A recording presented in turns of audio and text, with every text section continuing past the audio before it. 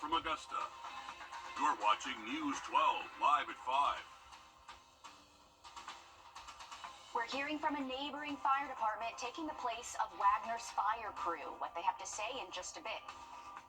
Good evening and thanks for joining us. I'm Zana Halliburton, live at 5. We're going to start things over with weather. If you stepped out anytime today, you know it was pretty windy and a little chilly outside, right? Be cold, so be prepared for that. We'll have much more on your Friday and weekend outlook in just about 10 minutes. Thanks, Riley. The city of Wagner has lost its fire department contract with Aiken County. We now know who will fill that void and help from neighboring stations. Your Audrey Dickherber is live in Wagner and spoke to a nearby fire chief. What did they have to say, Audrey? Concern has continued to rise in Wagner as people wonder how these resignations are really going to affect them and if they're truly safe. Now, business owners and homeowners in the area wonder if there's a fire at their place. What's going to happen? How quickly are people going to respond? Now, we have been asking those questions, and there's been a lot of people wondering that same thing. People say something needs to be done. But as locals and leaders work to find a potential solution, neighboring fire departments say they'll step up and try and keep people safe and respond as quickly as they can. We got a plan, we got a coverage. It's not the ideal situation. It's not the ideal situation for anybody. But, you know, we're going to, I had an old man tell me a long time ago, you got to dance with the one you brought, and that's what we're going to do. We're going to make sure everybody's taken care of.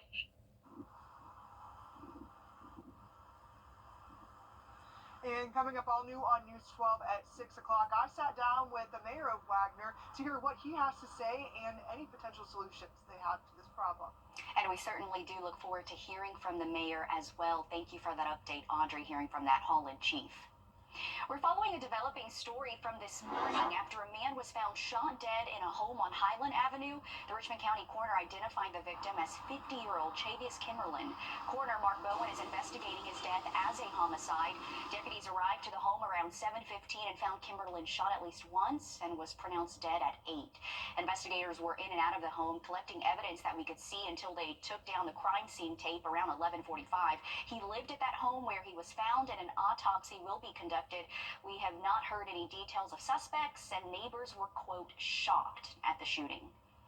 Officials have a suspect after an inmate was killed in a federal prison in Edgefield. The suspect is Cordarius Johnson, a fellow inmate who's suspected of killing 36-year-old Joseph Hamilton back on June 4th. The arrest warrant accuses Johnson of stabbing Hamilton in the chest. An FBI agent says that he saw a fight between the two before the stabbing and wrote in a report Johnson eventually admitted both men had knives but denied stabbing Hamilton. A 19-year-old has been arrested in connection to a shooting back in March. 19-year-old Javon Doe was arrested today and charged with 2 counts of aggravated assault, among other charges. Deputies say Doe shot and injured 2 people during an incident on March 9th near Barbara Road. Just hours ago, happening live at 5, the Feast Before the Feast has just started at the Henry Brigham Community Center. That's where your Hallie Turner joins us live for us at the Community Center. One of 6 locations in Augusta. You can get a hot pre-Thanksgiving meal this evening. Hallie, there's even more food than last year, and the need has certainly grown. What can people expect? Oh yeah, Zana, there's a lot going on here, but you just heard it from Zana right there. There are 7 locations this year, 1 in Rennes. Henry Brigham is one right here in Augusta. So if you can't make it here, there's a list of other locations on our website. And let me show you what we've got going on. The doors just opened. You've got a choice of 2 meats. This year they cooked over 1,500 pounds of chicken. So right here you're going to see the ham, where they cooked over 100 pounds of ham. You've got the chicken. On down the line, there's dressing, Zana, and it smells so good. I'm starving. You know, what a way to do a story out here right before dinner time. You've got macaroni and cheese, mashed potatoes, green beans. That's cabbage, right? Yeah, that's cabbage. And gravy at the end. And then you've got the dessert. So here's the thing. Right now, Monique Braswell is directing all of what's going on, but she's in charge of all of this. And we were talking earlier, and she actually got really emotional, Zana. She was talking about how she remembers almost 16 years ago when they started back in 2010 that she started by just she would take a pan and ask people, can they cook something? She wanted to make sure that children in this community got a warm meal. And now it's developed into something bigger, that children and their families get a warm meal before the holidays. They might not have it on Thanksgiving Day, but they get it on the week before Thanksgiving. So that's what tonight's all about. It's all across our community. They've been cooking all week. It's been a tireless process. I've been here all day. I even cut up some of these desserts to help out earlier. But you can come out here until 8 o'clock tonight. Again, I'm at Henry Brigham. We've got a list of other community centers across Augusta, one location in Rennes. So we'll have that on our website at wrdw.com. But we'll be back live here again at 6 o'clock to kind of show you where we're at. But yeah, the line is out the door. We couldn't even get down the hallway to even show you guys right now. But this is the line. Things are moving pretty quickly. So we'll send things back to you and see you at 6 o'clock. Thanks for showing us that, Hallie. It really is the season of giving. It's nice to see someone with so many volunteers stepping up to kind of help out in that need. And as you can see behind you, I even see some young volunteers. So this really is all ages across the board stepping up to help their own community. So we love to see it. Thanks, Hallie. South Carolina Senator 6 for us here in Augusta. Our latest freeze, though, December 20th. That was set back in 1948. I don't think we'll have to wait that long, but looking at the 7-day forecast, maybe some patchy frost this weekend, but temperatures warming right back up as we head towards Thanksgiving next week. Okay, we're on a roller coaster here. Thanks, Riley. It's been more than a quarter century since Congress enacted a law designed to keep kids safe online. Now dozens of states are calling on lawmakers on Capitol Hill to act urgently to get bipartisan child safety protections to the president as soon as possible. State House reporter Mary Green spoke with South Carolina's Attorney General today about why he believes it's needed. South Carolina Attorney General Alan Wilson says the law always trails technology because of how quickly technology develops. But Wilson believes it's time the law caught up to decades worth of online advancements. With the advent of social media and how the internet has grown to be so invasive in every component aspect of our lives, how children interact with the world, how they interact with each other has changed drastically in the last 10 years. Wilson is among a bipartisan coalition of more than 30 state attorneys general who sent this letter to congressional leaders, calling on them to pass the Kids Online Safety Act. The bill would require mandatory default safety settings on social media sites, allow users to disable endless scrolling features, and empower parents to identify harmful behaviors online. Wilson says it's important to hold these entities accountable if they're pushing products they know are harmful or addictive, especially to kids and teens. So this bill would also create a duty of care for online platforms, meaning they would have a responsibility to act in a way that avoids causing harm. We do this with television. We do this with movies. We do this with alcohol and tobacco products. We do this with all kinds of products that could have harmful or inappropriate content for young people. Social media is more invasive than any of those things. This bill has already passed in the U.S. Senate and now sits with the House of Representatives. If the House does not pass it by the end of this year, work will have to begin again on Capitol Hill at the start of next year when a new Congress gavels in. Reporting from the State House, I'm Mary Green. Some groups have raised concerns this could infringe on First Amendment rights, but Wilson says that doesn't preclude online platforms from acting responsibly and not knowingly harming others. Coming up, we have in just about 10 minutes. All right, thanks, Riley. A man is killed at his home this morning on Highland Avenue. Richmond County deputies were called to a home near the Surrey Center at around 7:15 to investigate reports of shots fired. They found 50-year-old Chavis Kimmerlin dead. Your Sydney Hood joins us live at 5 from the newsroom. Sydney, you were there at the scene all morning and spoke to neighbors in that area. What have you found out? Well, neighbors described that area as quiet, so you can only imagine their reaction when they first heard the news. The police presence and caution tape surrounding this house alarmed some neighbors. Police say they were called out around 7 o'clock this morning, so it was a time when many were either getting ready for work, taking their kids to school, or just getting their day started. One neighbor who did not want to go on camera was washing his car when this happened and says this is not common for his neighborhood.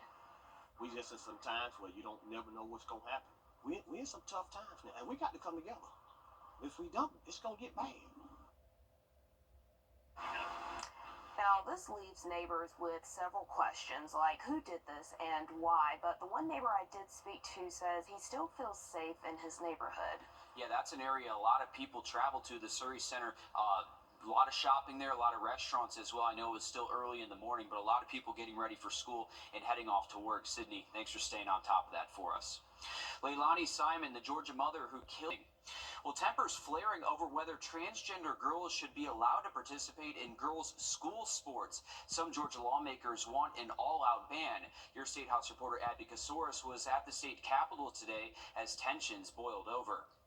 That we've got to protect, women's sports. They fought for generations to be equal. And please do not interrupt me, sir. You're not protecting anyone. I mean, I'm just asking an obvious question. We're going to be in recess for 5 minutes. With a loud bang of a gavel, Senator Greg Dolezal, who leads the Protecting Women in Sports Study Committee, suddenly left the room before returning with muscle. Right now, more than half of the states have passed laws banning or restricting transgender youth participation in sports. Last year, Senator Clint Dixon sponsored a bill with an all-out ban, and he plans to do so again. I think it's something that we need to move forward with. Give these kids a break. Kim Snyder's biological son started expressing gender dysphoria at 4. He transitioned in 3rd grade. She says her child's mental health suffers at the implication that she is dangerous. Implies that girls need to be protected from my child, my very unathletic, no hand-eye coordination theater kid, but who does want to join the intramural team because that's where her friends are. Woodstock mom Lisa Blankenship testified that her daughter Katie's collegiate swim career at Roanoke College was tainted when a biological male joined their team. This isn't a transgender issue, but purely a fairness in women's sports issue. Katie and 5 other teammates joined a lawsuit against the NCAA, led by former University of Kentucky swimmer Riley Gaines. The 156-page lawsuit against the NCAA was filed here in Georgia last March. The lawsuit argues that allowing biological men to compete in women's sports is a violation of Title IX. No action was taken here today. This week we've heard renewed calls for a ban from groups like the NCAA and federal lawmakers. In Atlanta, I'm Abby Kasoris. All right, thanks, Abby. Happening now live at 5. The Feast Before the Feast is underway across Augusta. You're taking a live look from the Henry Brigham Community Center, one of many locations currently giving out free plates of hot food to anyone who may need it. Looks like they already have a packed house there tonight. It's a yearly event that serves thousands of plates there. And we got to look at that food also. Last night, everything looks so good. We know they're ready to serve as many people as they can in our community. We'll check in with your Hallie Turner again tonight at 6 o'clock. And Feast Before the Feast runs until 8 o'clock tonight at the locations here on your screen. That's McBean, Gracewood, Henry Brigham, Bernie Ward, and Carrie J. Mays Community Centers, and Oak Point. In Rennes, you can go to affordable events on North Main Street. But a heads up, last year's organizers ran out of plates before the end of the night, so make sure you get there early if you're looking to get a hot meal. Well, it's the most intense time of the year for shipping giants like the U.S. Postal Service and Atlanta-based UPS. Deadlines to deliver your presents are just around the corner. A look inside UPS's Smart Hub control room shows you one of the many steps your packages go through before it arrives on your front porch. We are processing over 100,000 packages an hour in this facility at its peak when it's busy, when you see trucks in and out and packages flowing everywhere, going into the Thanksgiving holiday in November, all the way through the end of the holiday season into January. On your screen now are the Postal Service's holiday shopping deadlines. If you want your mail to arrive before Christmas, you need to do Ground Advantage, and first-class mail should be sent out by the 18th of December. Priority mail should be sent by the 19th, and Priority Mail Express is December 21st. If you're shipping internationally, your deadline is December 9th for most other countries. Well, fake vials of Botox and hundreds of counterfeit weight loss pills found by Border Patrol at the world's busiest airport. We're taking you behind the scenes to see how they're being stopped. Coming up next, Riley. And we are expecting feel-like temperatures over the next couple of mornings to be at or below the freezing mark. It is going to be getting chilly. Have a look at that forecast for you just after break. Time and Temp, brought to you by your First Alert Weather Team. Smart USA. We'll take a look at this. A before and after glimpse around Augusta shows the damage left by Helene. The before images are from Google Maps, and your First Alert Chief Meteorologist Riley Hill took the after shots today. It highlights just how many trees were wiped out by this storm and how it's drastically changed some neighborhoods altogether. And Riley, you went out actually earlier this year and even talked to a gentleman who was looking at some of these trees that got knocked down. I mean, we lost trees that have been here for hundreds of years. The landscape has certainly changed from here on out.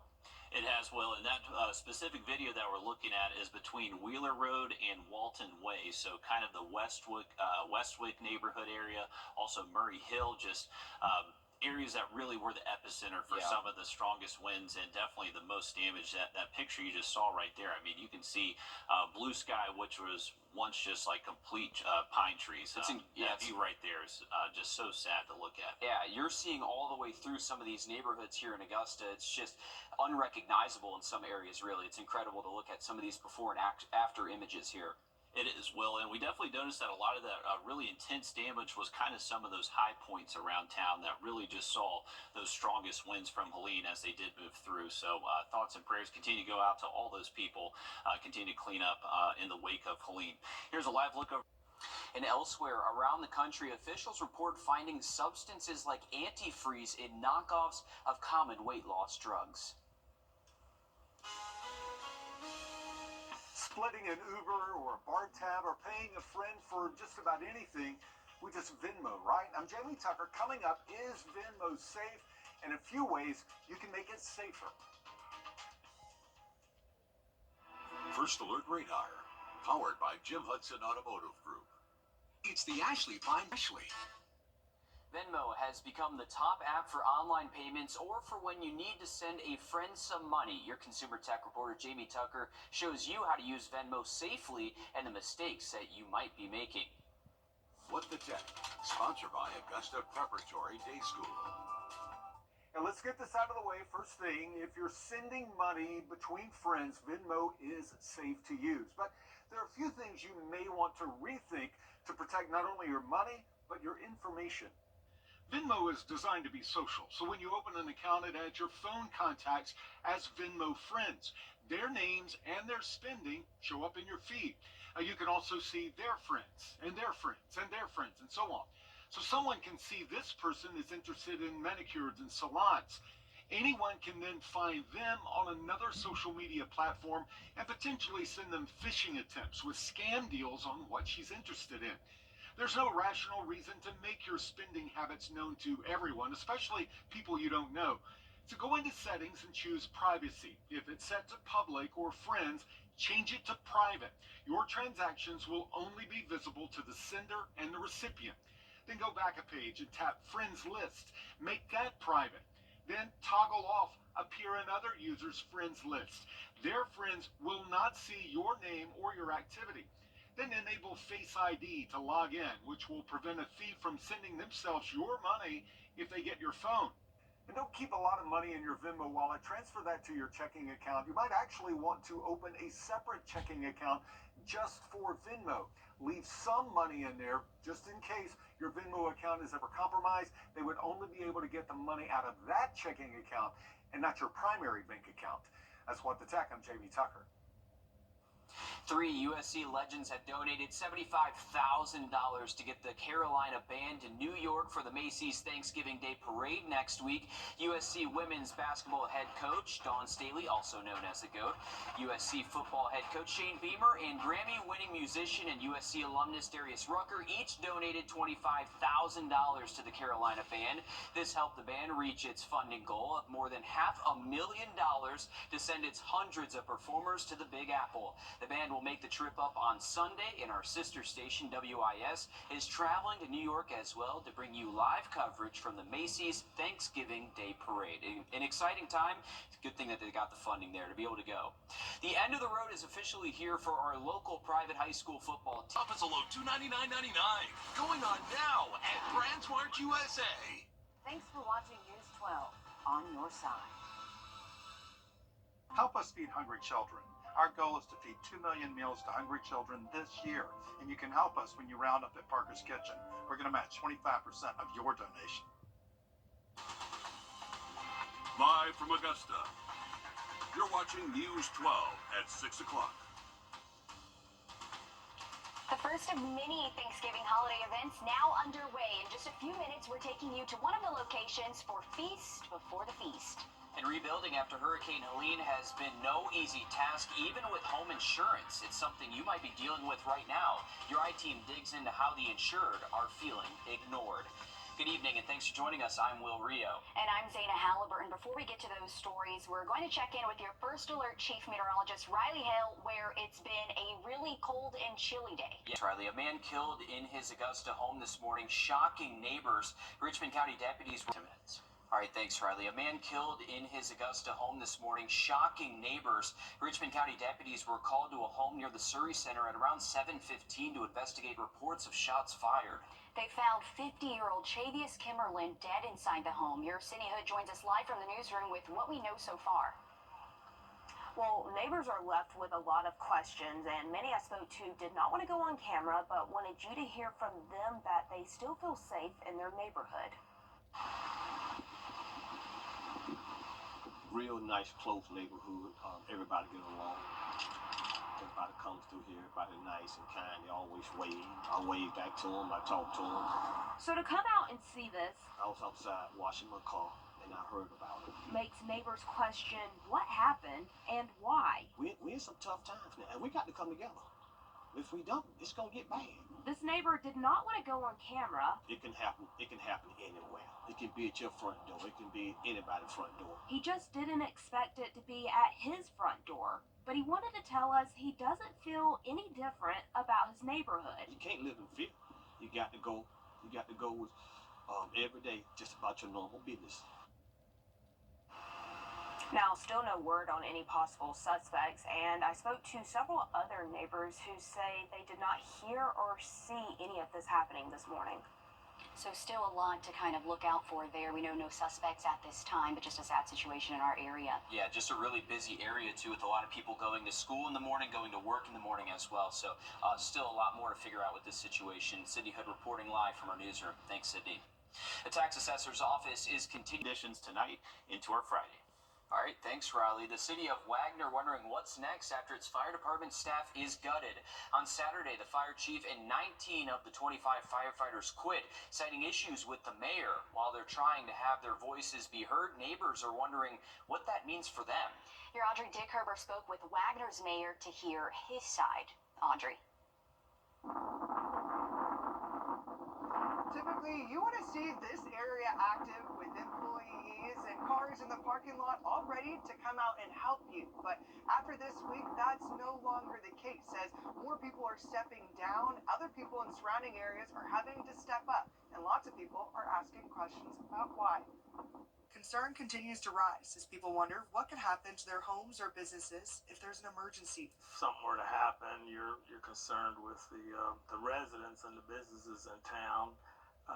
We have some good mutual aid agreements with some of the surrounding fire departments who, with mutual aid, they will respond. There's just they're further away. So other fire departments are stepping up to help out. We got a plan. We got a coverage. It's not the ideal situation. It's not the ideal situation for anybody. But it's we're gonna. I had an old man tell me a long time ago, you got to dance with the one you brung, and that's what we're gonna do. We're gonna make sure everybody's taken care of. But people are still asking why this is happening and are looking to local leaders for answers. What would your response be to people that say others are stepping down because of you? Well, with all the messages I've received from those in the former chief this time, why didn't he tell me about this sooner? Why was there no complaint sooner? And I mean no complaint. Not once have I been approached. I don't like this. This is a problem. I have been approached. We need this. We need that. And they got it.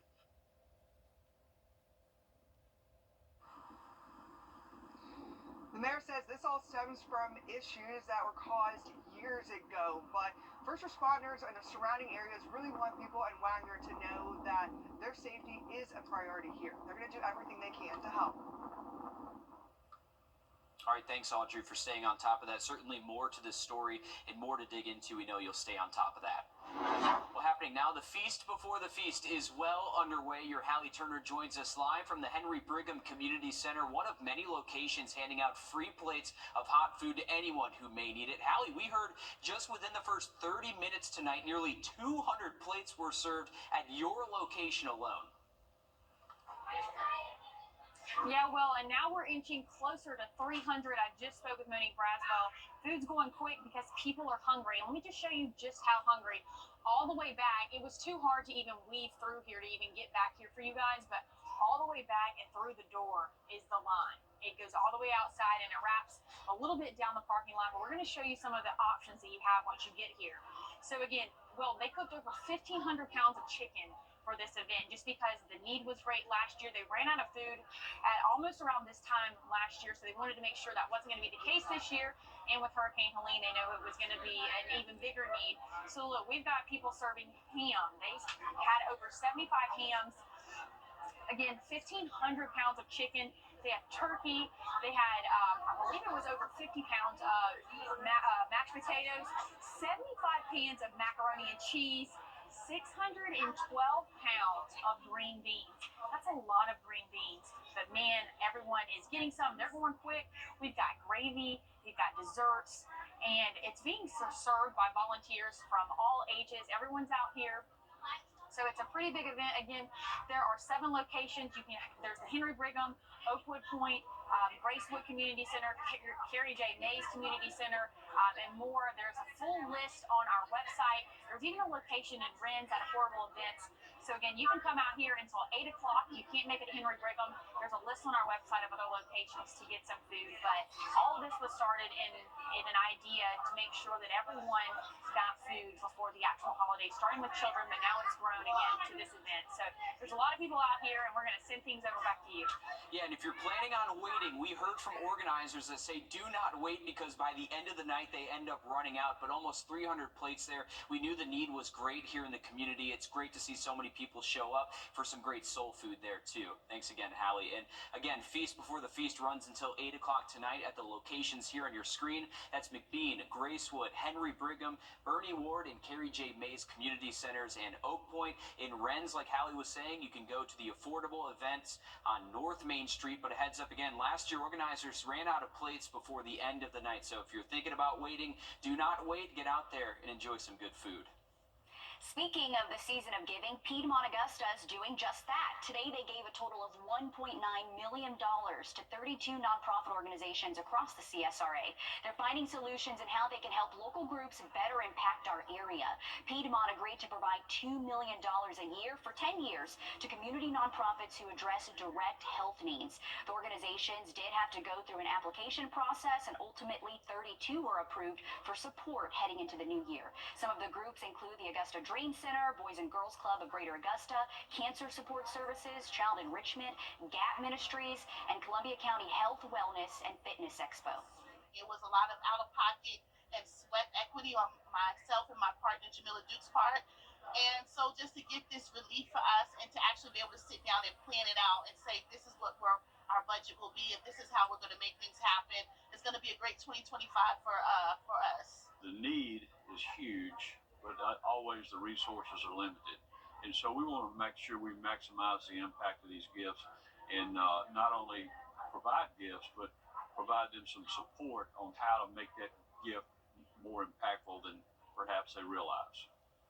Again, this is a commitment Piedmont has made to do for 10 years. We do have the full list of nonprofits who are awarded on our website, but it's really going to help all of these nonprofit organizations as they head into the new year because, as you know, nonprofits, they really do rely on donations and support from the community. Yeah, and some of those organizations that were listed there, really the backbone of our community, too, and helping so many people. Again, we know the need is so important. We just saw that with the Feast Before the Feast, too. So these nonprofits have been working hard this season. And it's going to be nice to see what they do with that money come the new year. I'm sure they're going to help even more people.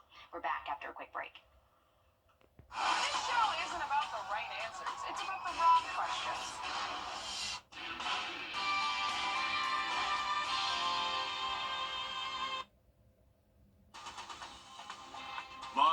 Augusta. You're watching News 1226 at 11. A home in Wagner destroyed in a fire tonight. This comes after the Wagner fire chief, along with several of his firefighters, resigned, citing issues with the mayor. Good evening. I am Courtney Hicks. Your Hallie Turner takes us to the scene on West Pine Circle and has the latest on what we now know. New Holland Fire Department tells me they got the call right around 7:45 tonight, and 23 minutes later, they showed up to this. A mobile home completely engulfed in flames with power to it. Now, the question was, were people living here? Were they not? Because of that power, they tell me that Aiken Electric had to come and pull the meter box out from the house in order for them to put the fire out. They didn't really know the cause at the time. Again, there was stuff here. There was stuff inside. There was power to the house. But there was no one home, so they were unsure whether it was abandoned or someone lived in there. Even neighbors saying that they thought it was an abandoned house. But while we were standing out here getting ready for our 10 o'clock newscast, a man actually walked up to the firefighters and let them know he was the owner of this house and that he did in fact live here with his wife. They had bought a brand new space heater, plugged it in tonight to stay warm. It's cold outside as winter comes. My hands are cold right now. And he let them know that he plugged that in and went to a neighbor's house. And this was the result of leaving that space heater in. New Holland Fire Department says they want to warn you that as it gets colder this winter season, not to leave those space heaters plugged in. Neighbors were worried about this. They were all worried because when there's a fire right now in Wagner, someone else has to respond, and it's going to take time. But it's a call that they're willing to answer, and one that they will answer every time. It might just take a little longer. So again, this is the result of tonight. The owners have driven off. They did not really want to talk. As you can imagine, this is just devastating you. You want to stay warm. You plug a little heater in. You're not gone long. But sometimes these devastating things just happen, and again, the New Holland Fire Department wants you to make sure that, again, don't leave those space heater plugged in. But as we learn more information and we keep you updated on everything, we will. Reporting from Wagner, Hallie Turner. All right, thanks so much for that, Hallie. We appreciate your report tonight. Let's shift gears and get into the holiday mode, as this is just one of the many places serving up meals tonight. Organizers plan for a big turnout because of Hurricane Helene, preparing 1,500 pounds of chicken, 600 pounds of green beans, 75 pans of macaroni and cheese. That's a lot of food, and more. Those who attended say they are so thankful. Very grateful. I'm so proud of y'all coming out to share this Thanksgiving with us, to have a wonderful Thanksgiving.